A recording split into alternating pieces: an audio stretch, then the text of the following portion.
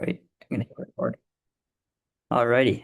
Thanks everybody for joining. Let's just summarize what we've done so far. And then we'll continue. So far we've started with the introduction to the Shaar HaBitachon, which is work on having bitachon, living with trust and reliance on God. And so he starts off in his introduction telling you the spiritual benefits that a person has when he has bitachon.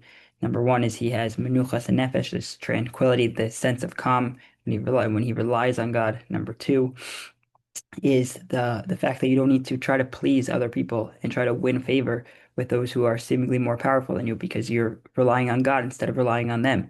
And then third is he compares someone who has bitachon to somebody to an alchemist. An alchemist was someone who was able to take materials and produce gold and silver.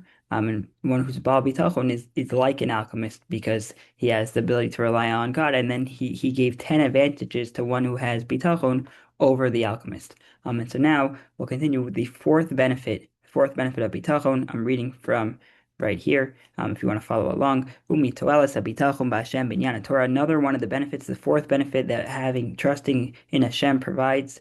Ki B'Oteach B'Hashem, one who relies on Hashem, imhu ba mamon. So if he's somebody who's wealthy, yimahir lahotzi chovos ha'elokim v'chovos bnei adam mimamono. So whenever expense is called on him, he'll promptly spend the money to meet the obligation.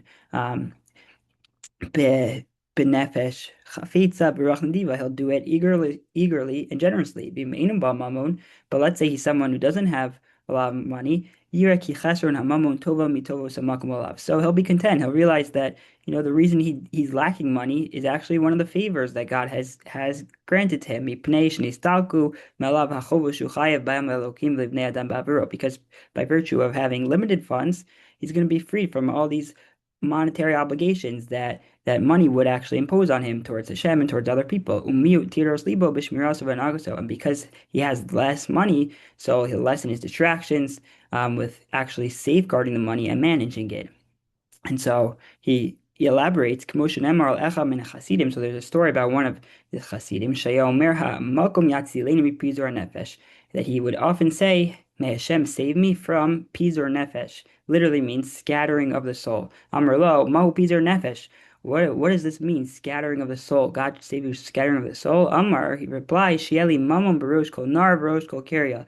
So he replied, scattering of the soul means that I would have had money invested in merchandise located in the major port of every river and the major neighborhood of every city. So my mind would constantly be fleeting from port to port and from city to city, preoccupied with strategies to protect my investments. And so this is what the Chachamim would say, that one who increases his possessions also increases his worry, or in English, more money, more problems. And so the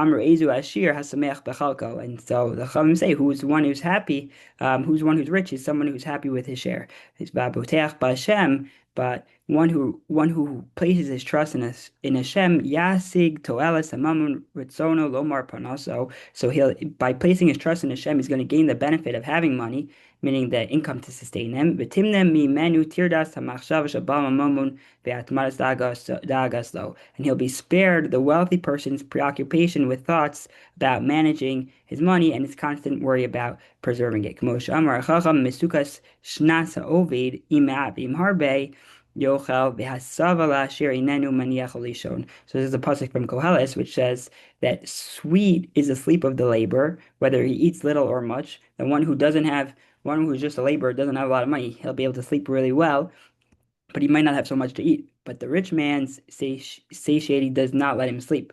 The rich man who has a lot of wealth, he's so bogged down by all the worries about preserving his money, he's not able to actually sleep. So what's the fourth, to summarize, what's the fourth spiritual benefit? One who has bitachon, it's that he's actually be able to utilize the resources that God has placed with him.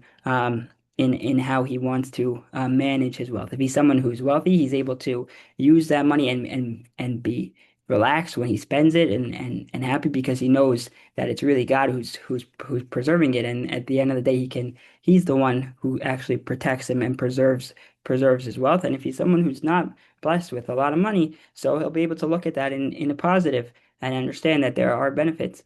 And perhaps if he would have had too much wealth, he would have been so he had had so many different worries and so many different things to take care of, he wouldn't have been able to have a meaningful life. So let's stop there and continue tomorrow. Everyone should have a great day.